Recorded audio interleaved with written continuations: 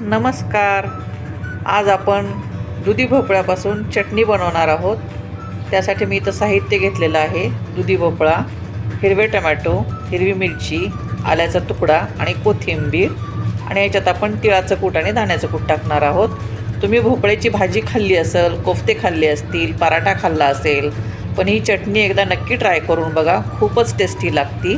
ही चटणी तुम्ही इडलीसोबत, डोशासोबत किंवा असंच तोंडी लावायलासुद्धा छान लागते. चला तर मग चटणी तयार करायला घेऊया. इथे आपण सर्व साहित्य चिरून घेतलेलं आहे. हा दुधी भोपळा या पद्धतीने फोडी करून घेतलेले आहेत, साल काढून. टोमॅटो चिरून घेतलेले आहेत हिरवी मिरची घेतलेली आहे चिरून, आलं घेतलेलं आहे चिरून आणि कोथिंबीर पण चिरून घेतलेली आहे. हे सर्व साहित्य आपण आता भाजून घेणार आहोत. इथे मी कढई तापत ठेवलेली आहे. आता आपण यात तेल टाकणार आहोत.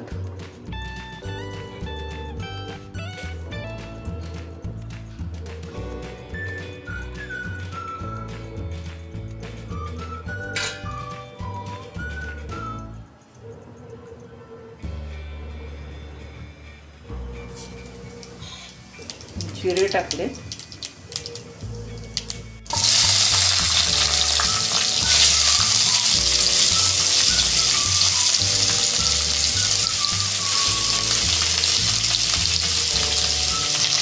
टोमॅटो टाकले, हिरवी मिरची टाकली, आलं टाकलंय.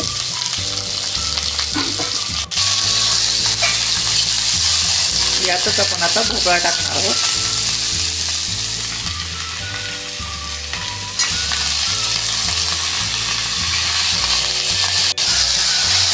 याला छान असं भाजून घ्यायचं आहे आपल्याला. हे पहा, छान असं आता दुधी भोपळा आणि टोमॅटो भाजले गेले आहेत. आता आपण याला थंड करून मिक्सरमधून वाटून घेणार आहोत.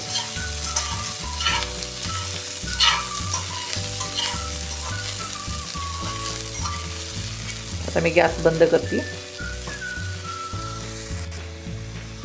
आता आपण हे सर्व साहित्य मिक्सरमध्ये वाटून घेणार आहोत. यात मी तीळ टाकते. अर्धी वाटी तीळ घेतली आपण.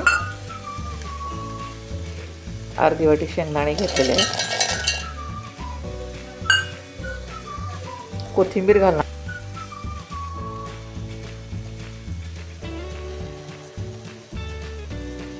आणि भाजलेलं साहित्य आपण घालणार आहोत.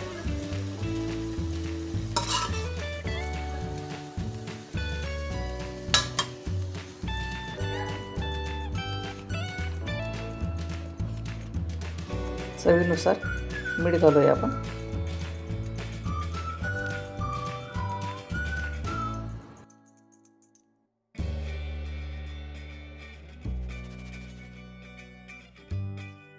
दुधी भोपळा आणि हिरव्या टमाट्याची चटणी आपली तयार झालेली आहे.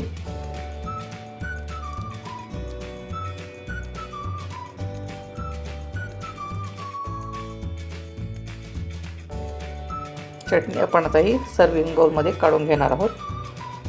ही चटणी तुम्ही डोशासोबत, इडलीसोबत किंवा असंच तोंडी लावण्यासाठी सुद्धा खाऊ शकता. खूप छान लागते. एकदा नक्की ट्राय करा. धन्यवाद. याला आपण तडका घालणार आहोत वरून. इथे आपण तडका घालण्यासाठी पॅन ठेवलेला आहे. 1 ते 1.5 चमचा तेल घालणार आहोत आपण याच्यात.